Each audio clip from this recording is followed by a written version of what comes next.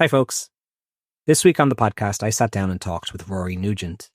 Rory was a journalist for the US-based rock and roll magazine, Spin, who ended up spending a number of months on assignment embedded within the provisional IRA in South Armagh. An unprecedented opportunity led to unrestricted access beneath the balaclava. From running operations beside them to speaking with the officer in command of the entire IRA, Rory's story is certainly unique. The subsequent article he released, Inside the IRA, was read by millions of people around the world and showed them what the lives of paramilitaries was really like. How they organised, operated, the disciplinary structure within their ranks, to the growing exhaustion of the war as peace was on the horizon. There were many journalists operating in Northern Ireland during this period, but I feel Rory's contribution, and especially the angle he took, was unique, and I hope you will understand why by the end of this episode. So that's enough of that. Let's get into it.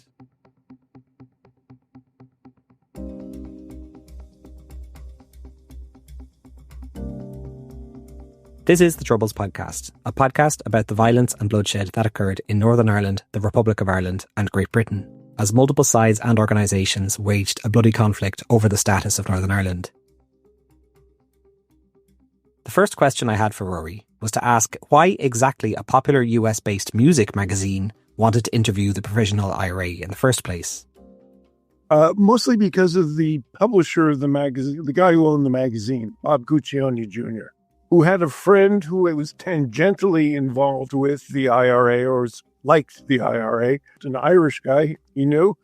And one dinner conversation said, I'd love to get a reporter and nobody else has. And the answer was, well, we'll try. There's never an invitation to me. But it enthused the publisher enough to hire me and pay my price and send me over. And what was remarkable about the rock and roll magazine doing it was it had enough money to make it happen. In the sense that when I would work for a newspaper, the New York Times or Time magazine, you had a set amount of expenditures on money that you could spend on a story. Nobody wanted you to spend 5 months and not write anything. That was okay with Guccione and Spin magazine. Were you, sorry to interrupt you there, but were you already working for Spin magazine or were you hired in as like a contractor, I guess, for this? I was a freelancer at that time. So I was picked out of the crowd and nobody knew exactly what it was going to take. Well, you had a connection to you're from an Irish American family, is that correct? I am indeed. So my mother's an O'Donnell. I'm a Nugent from Meath. So yes, I grew up within the confines of an Irish Catholic family and share all the problems that everybody else does from Ireland. So what was it? Something you applied for then, or was it just the editor picked you and said, "Okay, Rory would be great for this gig"? Yeah, that's about it. I said I'd love to do the story, and which of course was any journalist's take was I'd love to do this story. No one had ever done it before, and the mission was, to get behind the mask, and that was wide open territory yet again. So this was, this is back in this is 31 years ago.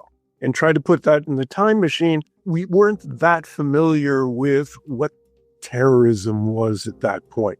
We didn't have a close-up view. Today, it seems, it's left, right, and center.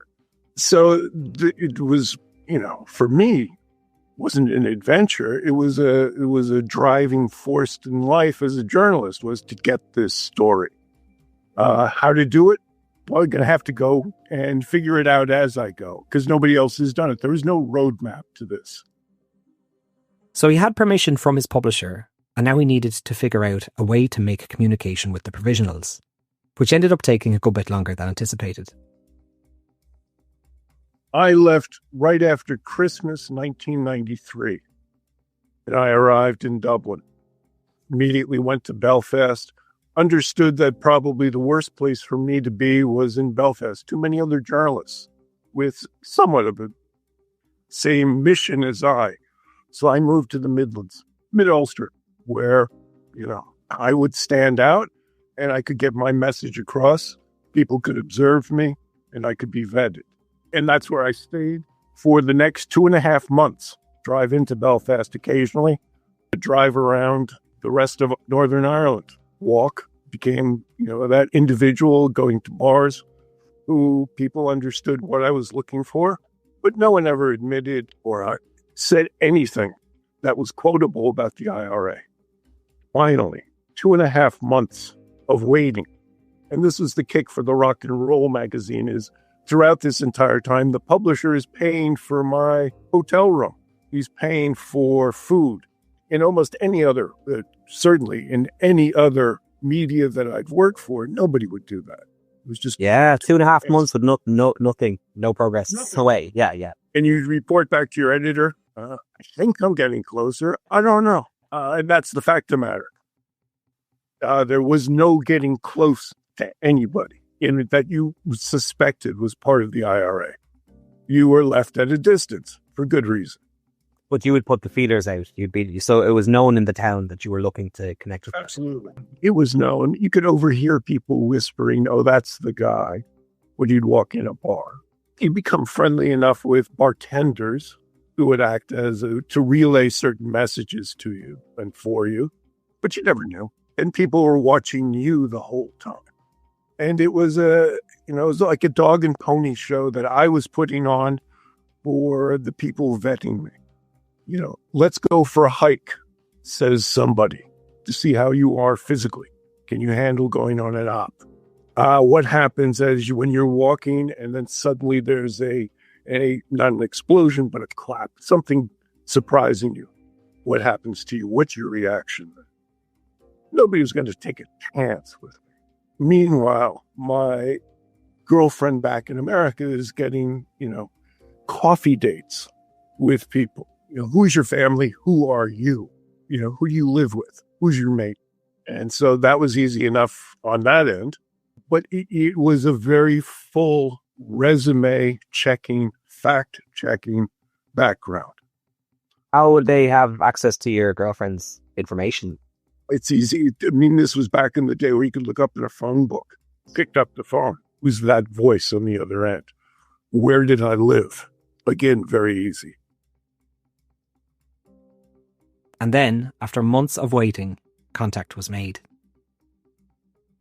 First contact came literally 2.5 months, 10 weeks into this. So in the end of February, beginning of March, 1994, a gentleman, a mid-level IRA rep, came up to me, introduced himself, and suggested that the best thing that could happen was if I went to New York and waited for a phone call. We have to take a vote, but it looks like they're coming back.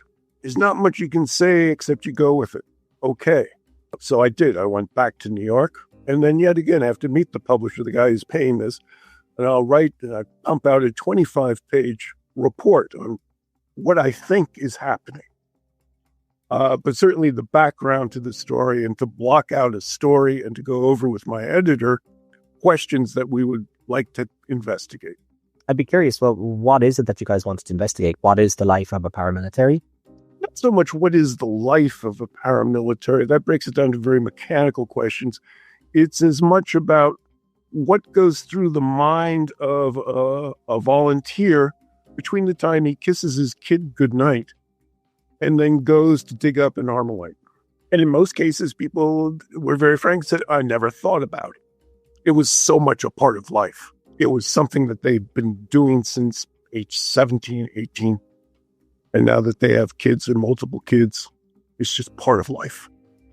And then I guess the bigger question was, here's the IRA that has developed this cult standing within the world, representing the iconic view of a terrorist organization that doesn't have to be seen publicly except at a funeral. That's all it needs to reify its presence as an all-power, omniscient force that can be anywhere, can attack anything. It doesn't fear anonymity. And this is an age when this is the TV age, and every leader of any kind of organization is aching for media time, television, interviews. And the IRA is, saying you got to sit in your ass for 2.5 months, and then maybe we'll talk to you. So they've gone through this whole thing to build and produce and script this image Were they powerful enough to let it go?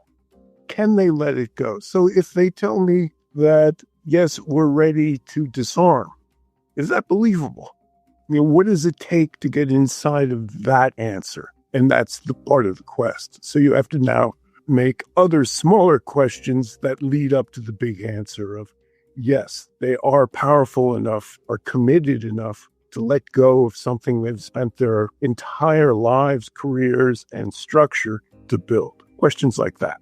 What's going on inside a guy's head or a woman's head? And likewise, what it was like for a female volunteer versus a male volunteer, or life of a sniper versus a regular street, city versus country. What are the differences between the South Armagh gang and the West Belfast gang? Okay. Yeah, a lot of very fascinating questions. Okay, so we're back in New York. You're waiting on the call, and then eventually it comes in. It comes in. The publisher now comes over with me, and we're in the hotel when two men who introduce themselves as representatives of the IRA sit us down and say, here are the ground rules if you want to come in. No tape recorder can be used in court. Pictures only when you're allowed to, but you can take pictures. No names, no locales that are easy to identify in any pictures or in any writing. And then likewise, if you are allowed in, you will become a repository of a whole lot of information that we don't want to get beyond you. So if in fact you are ever caught by the British Army or the police, be aware you won't make it to the police station. That's the deal. And what do you reckon, like just earlier today I was talking to a guy who had kind of similar to you, got access to the UVF or whatever.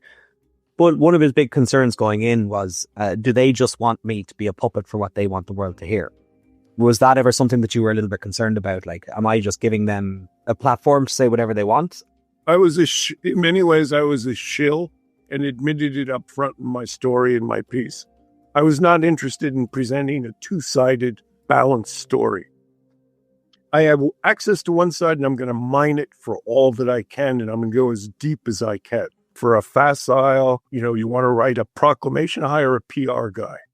But I'm going to be able to go deep. And if I find out that the organization is corrupt, fucked up, allows a certain amount of anger, war brutalizes everybody involved. It's just part of the process of war. It's a brutal thing. How do you, the organization, control that within your volunteers? And the officer structure was more than willing to allow me to go that deep. And those are my conditions to go in, that I would have free access. And nobody ever said anything other than, okay, you can ask any question you want, go as deep as you want, and it's up to you. But understand that any time that you quote the IRA, it can only come from the OC. Only he will speak IRA policy. So you can speak what the opinions of a person, but the opinions of the IRA can only come from the specific OC. It can only come from this, and you can't screw that up. Yeah, you wouldn't want to. You wouldn't want to misquote something. There can be no misquotes. Yeah. And occasionally I would be tested, as in my notebook. All right, what did I just tell you? And then I would have to read my notes. And you go, close enough. It was never perfect. It was close enough. Yeah, you're interviewing and writing at the same time and trying to focus on, it sounds like it's, without the tape recording, I'd say it's a little tougher. Yeah, but that's the job. that comes with journalism anyway. You're always taking notes and you're always thinking about your question and where you want to take things. And this was no different. But no one was going to sue you for making a misquote, but they were going to shoot off your kneecap if you were going to do that.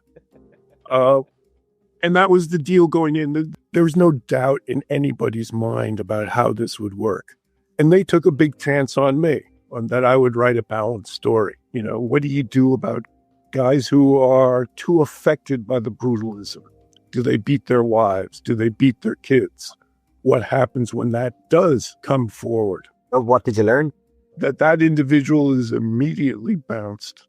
It first will go in front of a squad to investigate, basically goes on trial within the organization.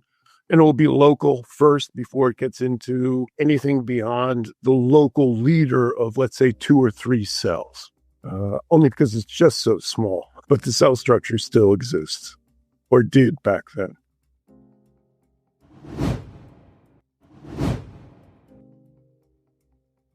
With contact made, then it was time for his first official meeting with the man. All I was told was that I was going to meet somebody. Somebody wanted to meet me within the organization. When I asked who, the gentleman looked the other way and left the table, but said, "Be here at this time." And of course, by breakfast the next day, it had all changed. So that by the time I sat down for coffee, the waitress took to me and said, "Some friends of yours were in here." I said, "Oh, who?" So I don't know that, mentioned your name and said, "The party's been shifted to 10 a.m. this morning. It was supposed to be an afternoon rendezvous, and you're to go here to a cafe in Belfast." Okay, thank you. That's all I knew. So and I arrived late. I got lost in the Belfast streets, really threw me for a loop for a long time. But I found my way in Andersonville to the cafe. The place was packed. And I, of course, arrived late and felt I'd blown the entire thing because I arrived a few minutes late for the meet. But I wasn't sure who I was meeting or what I was meeting or where I was going or why it was happening. And a gentleman came up to me at the counter and said, "Put down the tea. Let's go." Okay. He signaled to another gentleman who was standing by. This is back in the day of a payphone. Got the coin into a payphone, and we were out the door. And we head to a door out toward a blue Opel, and there was a woman in front, standing in front of it. It was miserable weather. Collar was turned up. She knocked twice on the hood of the car, and this was like a game. It was this incredible performance. Yeah, it sounds like a spy movie or something, yeah. Yes, it's literally something out of a Len Dyton book, and it may have been. And then you get in a car, and the car goes up and down. You're on the same street, but you're making all these U-turns, but you're still traveling pretty much on the same road. It's not the Falls Road, but it's something very similar. And I finally just give up and just go, where are we going? I'm trying to count the number of U-turns and the lefts and the rights. And then it's explained to me that this is all to avoid British high-tech stations, so that the computer is reading car license plates through the headlights of a parked car in a corner, so that every car is being monitored as it's going through. So my first day is part of this introduction. And then I'm dropped off in looks like a dystopian apartment building complex, just, not a bush or a green piece of anything, grass or tree in view, and led up to the third floor, put inside an apartment and told to wait. You're put into the place that you can't identify. Yeah. It took me a long time to figure out where it started, and that was after the fact. And then 10 minutes later, in walks a gentleman in street clothes and a scarf wrapped around his face so that all I can see is his eyes under a baseball cap. It's the OC. And the OC of? Officer in command of the Irish Army. The OC of the Belfast Brigade, the OC of the Derry Brigade. We're saying it's the man. This is the person called the man. And at the time, I had no idea who this person was and had to ask him, "Who are you? Who am I talking to?" And his answer was, "Oh, I thought you knew. I am the OC. I'm the officer in command. So let's get some things straight." And that's when, he tells me right to my face, I'm the person you can quote in regards to Army policy. Anything about the RA that's to be either a demand to the British or an offer to the British comes from me or another member of the council who you'll meet. Volunteers, that's up to you. But I can answer Army questions. And so that's what happened. And our meetings would last anywhere from 5 minutes to 3.5, 4 hours on multiple occasions. And you had to write everything down. But there wasn't the cloak and daggers of the driving the next couple of days. It was just... Yeah, that was all part of a show. And was he disguised every time, or was it by the end of it, No, he was disguised every time. But I was able to greet him by his name. What was the purpose of this?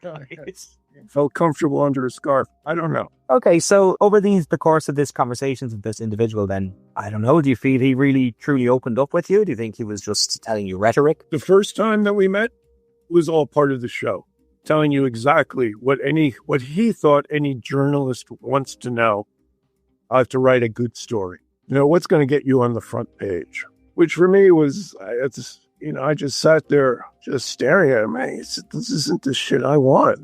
That's not how it's going to happen for me or you, and here's why. And that made things click. I was in for the long game. He was in for kind of questions I was going to ask him. So you probably thought you were just looking for your headline. Yeah, I went through all of this other stuff and crap waiting, and I'm not going to leave with just this. I am going to leave. It's up to you, of course. But I said, this is what I'm after. And I was prepared enough to be able to present, I thought, a convincing argument. And it seemed to have worked. Because I had now had to be able to have him go back to the council and say, this guy wants to interview volunteers across all 6 counties and to everybody here. So he had to present my case to 6 fellow RA members who all had to vote on it. What can me deliver? And that was part of my pitch to the OC, is what I can deliver as an independent journalist with a pretty good reputation who could present a fair story. You want to do the PR bullshit? That's fine. That's up to you, but we got to get through that for me to write a good story. And it makes no sense for you folks to blow this opportunity to present your case to, the American public. Yeah, I write for Rock and Roll magazine, but you know what? It still sells 2.5 million copies, and it will get read. And in fact, in the end, I got a note from Bill Clinton saying this was a great story. Thanks for educating. And Martin McGuinness as well. You wrote a good story that helped jumpstart negotiations. Part of the whole pitch for the IRA and part of my pitch to them is, look, what's bugging you about the peace process? Because that's how it was being described. Yeah, this was written in the wake of the Downing Street Declaration, wasn't it? It was just afterwards. Yes, that was just happening at that time. And much of it was about attitude, about the Brits talking down to us, never listening, and how pissed the Irish were. This has been happening for fucking 3 centuries. So it became very personal on that level that was very understandable at the same time. A very human reaction. You got to end this. And that's what Bill Clinton told John Major. You got to open up. Yeah. And it finally got through. So in that sense, the story worked very well for the RA's purposes. Here was a chance for the RA to come on the record with an independent journalist.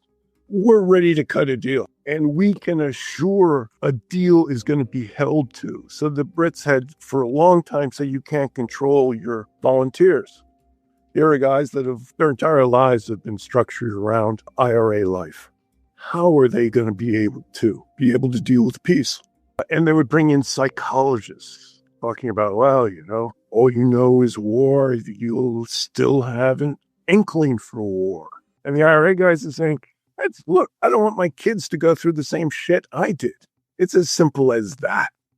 And if somebody's off to the side saying, I'm not giving in my gun, well, okay. Give in one gun, but never use it. And if by 1995 or 1996, you're looking at the 3rd generation. I want my grandkids getting involved in this. I think exhaustion was probably a massive reason that peace came at a time where everybody wanted it, because they wanted a life. But nobody wanted to keep looking around them across their shoulder the whole time.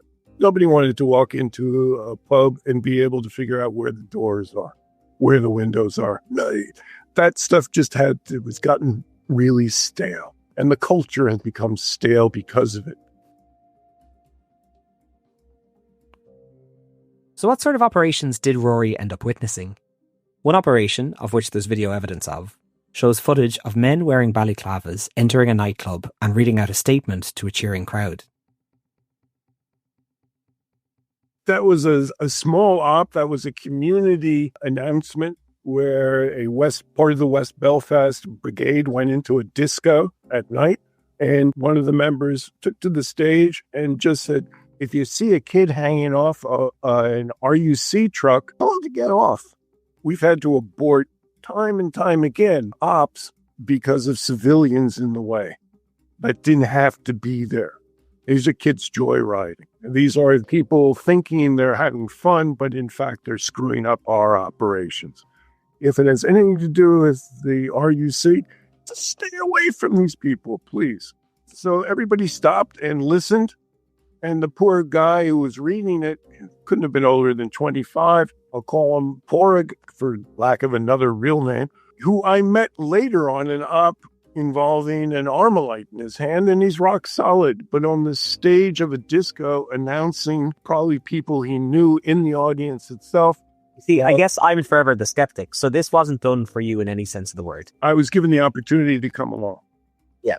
I wasn't told what was going to happen. And you said, can I have a cord? And they said, no problem. And then bring your cameras. So I knew something might be up, but okay. And was that long into your time kind of embedded, I guess, or was that early in the early days? No, that was at least a month into that was 4 weeks into being embedded. And then within 2 weeks of that, I was spirited down to South Armagh for an actual op. Was this on the footage as well now, or is this This is the footage you'll see of an IRA cell digging up gear, assembling gear outside of what looked like a ruined farmhouse, and then heading out on the countryside toward a British border tower. And the op is called off because of cows. The farmer let his cows get into another field so it wouldn't block the listening devices that the Brits had installed around the border tower, so that they would hear any approach. And then I was like, I got to get the cows back, and then we can do it again or not. And then that's when the commander of the group decided, all right, for you're here, we'll show you how we set up roadblocks. You can gauge how people react to us on a roadblock, because you've watched enough British roadblocks to know how people react to them. So here we will set up roadblocks. We'll take on the British Army, and we'll lure one helicopter this way, and then you can see what happens. In fact, 4 helicopters come, which leaves me to figure out my own way out. Remind me, is this where they shot down the helicopter, or where was this? No, I never witnessed a helicopter actually being shot down. Okay, so they set up the roadblock, and then it attracted the attention of a number of helicopters, was it? Well, yes, and they were expecting only one helicopter, but it was South Armagh, so there would be no land transport. The Brits refused to go by land. The RA owned the actual turf. But the helicopters would come in, and they expected only one helicopter to come in. In fact, 4 came in formation. And that set off an alarm within the volunteers. We've trained to get out of here this way, but good luck to you. Okay. So what happened? So then I was left standing there trying to figure out where I had left my car to meet up, because now we've gone down country road, gone through farm country. Not really sure where I am or where my car is. And 5 minutes on a country lane as the helicopters have not come in, but now troops are moving toward me. A gentleman stops in a car and says, I'm headed to the pub. You want to ride? Was he set up? Was he told to do this? I don't know. I didn't ask, but I did say a short prayer of thanks. You were very ready for that pint, I'd say. I didn't stick around for the pint. I went right back. I got the hell out of town. And then came back because now the group in South Armagh became actually good friends, who I still am in contact with. Rory was in Armagh around the same time that the South Armagh Sniper Brigade were operating. So I asked him if he ever met any of the snipers. There was a time when, yes, I spent a couple of days with one of the snipers. And did you see how, was it they drive a vehicle and then they'd set up the mount on the back of the vehicle so it could be very mobile? They could set up, they could take their shot and then just be gone. I'm sure that could happen. Well, I have no doubt that that's true. It's not what I saw. And are you able to share what you saw or not? It's okay, no problem if you don't. Actually, I can't, because it would localize too much, both in the individual who's guiding me as well as the machinery that I doubt he would ever give up. And do you think they were very confident? Because I think the snipers, they were so effective in this region. Well, this gets back to what I was saying about the Brits could only move their troops by air, not by road transport. The RA owned the roadways, mostly because of their ability to set IEDs, and the sniper as well. And most of the snipers' work came from troops disembarking a helicopter. not from land transport. I'm pretty sure they only had 2 sniper rifles. There were these big feckers, the really big heavy-duty ones. Well, I traced one of those guns from its manufacturer in Tennessee up through New York, through customs agent, who an Irish citizen, Irish guy who was a custom agent who would funnel most of the gear up. Remember, in 1969, at least on Cahill's book, he claimed there were less than 13 guns in the hands of the RA at that time, the non-official RA. That's it. And a couple of these things were ancient from like the War for Independence. Those included shotguns and rabbit stuff, So there had to be a supply route, and that all started from America. I asked Rory if he was ever scared or intimidated, taking part in this assignment. He then went on to talk about the everyday Irish people and the provisionals, and if there was a large amount of support for them, or if this support came from fear. In most cases, no. This was my everyday job. This is what I did. And if I wasn't actually meeting somebody, I was reading Irish history. I was doing research. And that's what I did 10 to 12 hours a day, and talking to people, whether they be in the RA or not. It was all about gathering information. So I wanted my to be able to understand what the Irish in general, not only the RA, were thinking or doing, and because there's an interaction there that can't be denied, one without the other. What do you mean? The Irish people and the IRA? Yes. So people who don't like the IRA, they were nonviolent, or for one reason or another, how did they react within the community? How did storekeepers, were they paying off were they getting bilked? There are always stories in the British press that were pressed about the IRA as a mafia, which is so interesting about South Armagh. Yeah, they made a lot of money off of contraband and off of the border. But was that true in Belfast as well? I was never able to prove that. But there were lots of people who thought that, and that's what interested me more than anything else. So how does the town, the village, or the greater population look at the IRA? Are they being bullied into this support? Because they're being bullied into this? You can't talk about it because it's a verboten subject.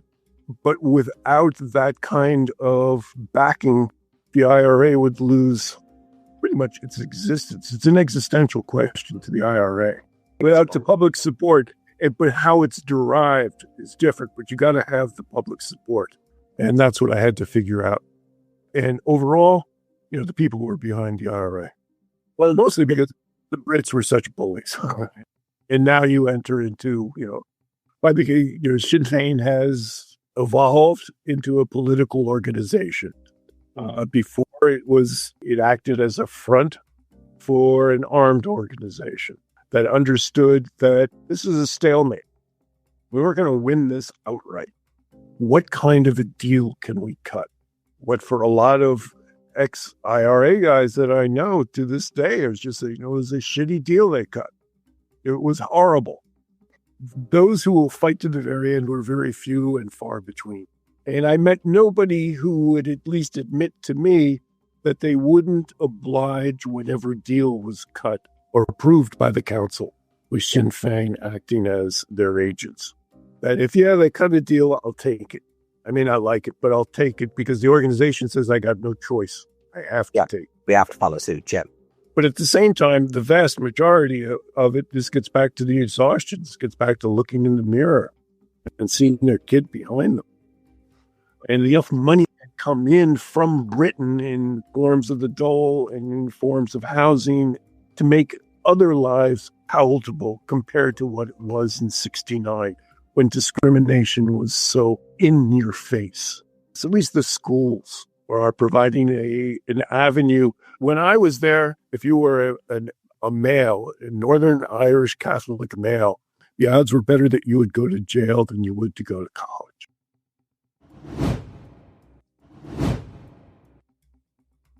We then began talking about what life was like for ex-paramilitaries in Ireland, many of which are now pensioners who had no financial support coming in, as they spent most of their working years as paramilitaries.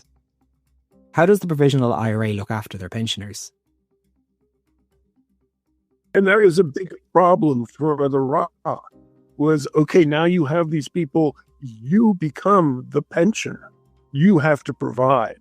And this goes way after my story, so I can't speak with any real authority other than research and talking to people of why there had to be bank robberies. It had to never be solved. You had to pay these guys. I mean, they weren't going on the dole. There was no job or there was nothing to really report. Yeah. But there had to be something enough to keep hands away from guns to feed the kids. So that, these guys have to come down softly, and it's going to take a while. So yeah, some banks are going to have to be robbed, and they're going to have to be some open cases that will never be solved. In total, Rory spent around 5 months with the Provisional IRA, and he met a wide range of people during his time there. When the article was finally published in the US, it attracted a lot of attention. I handed in my article after almost 6 months. 5 months in the field, and it took me a month to write. Who was the highest profile person you talked to that you can name? Oh, well, I mean, I talked to Jerry Adams, but that was as a member of Sinn Féin. I mean, I talked to the leadership of Sinn Féin. I talked to the leadership of Hume. SDLP, yeah. Wonderful man. So very sweet, which meant inconsequential. These are not sweet times. Other than that, the entire council, all 7 members of the council in 1994. It's very, the level of access you got was unprecedented, I think, to be honest. I don't even think Peter Taylor got this level of access, and he'd be one of the seminal journalists who covered the Troubles. No, I mean, and that was part of the willingness of the publisher to pay the freight. Me being there. In fact, it was a normal story. I would have been there maybe 3 weeks. And if I had gotten access, I would have gotten access for a week and it would be gone.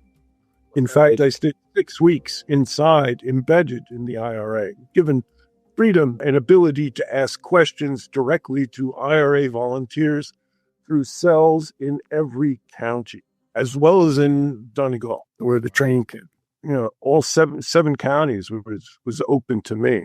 And at the same time, I had to be able to prove my own worth to whomever I was talking to, who was going to give a recommendation to their local commander. And what was the reaction to the release of the article in the US? Was it a big deal? Yeah, it was a big deal.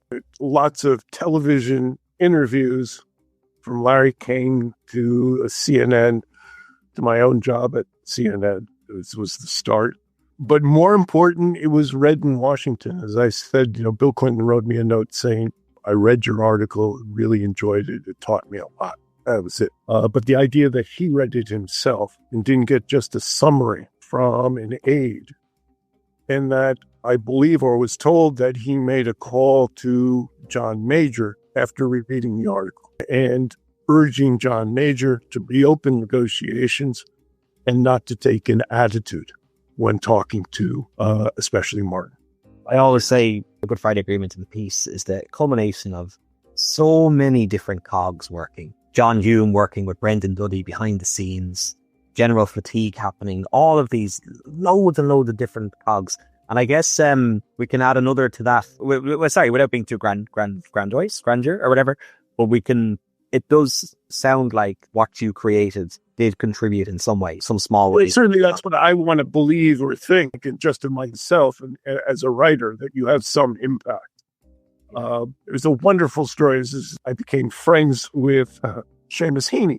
And Seamus and I were in a bar in New York. He was asking me about a reporting trip I'd taken to Ireland. And next to us was a couple, obviously on their first date, and the gentleman was trying to impress his date with magic tricks. And then Seamus told me, I can beat that. I said, what? He goes, magic. I love magic.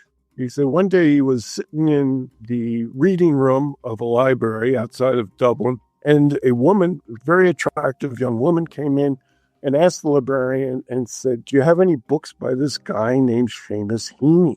My boyfriend just read me something he wrote, and that's all I want right now. And the librarian says, yes, we have his work. He wrote a lot of books, And the woman said to the librarian, I'll take as many as you let me bring home. And Seamus said he got up then and he walked home on air. And he said, not even JC did that. journalist, I mean, the idea that somebody is there and they appreciate your work is great. And you really, It's a huge thing. Yeah, it's a huge thing. And in a way, that's wonderful. You see somebody reading your article in a subway and you go, wow, that's great. But when you think that you've actually had some impact, it's better yet. But did the story have, how critical it was? Who knows? But it had a little snap to its punch. We're talking about it 31 years later. Yeah. Thank you. Yeah, that's true.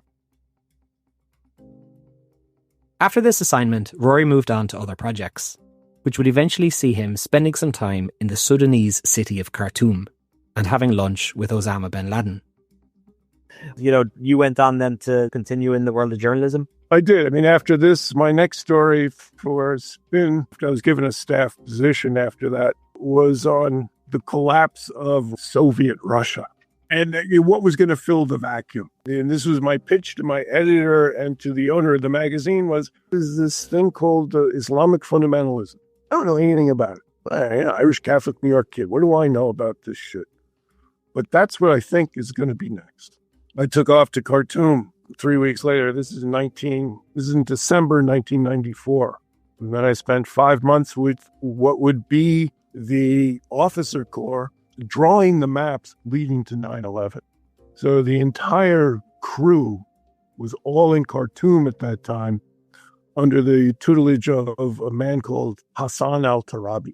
And Tarabi was the leader of the fundamentalist movement. And at that time, he attracted the best and the brightest within the radical Muslim movement. And they all came to Khartoum. This is after Afghanistan. So they now had a certain amount of training.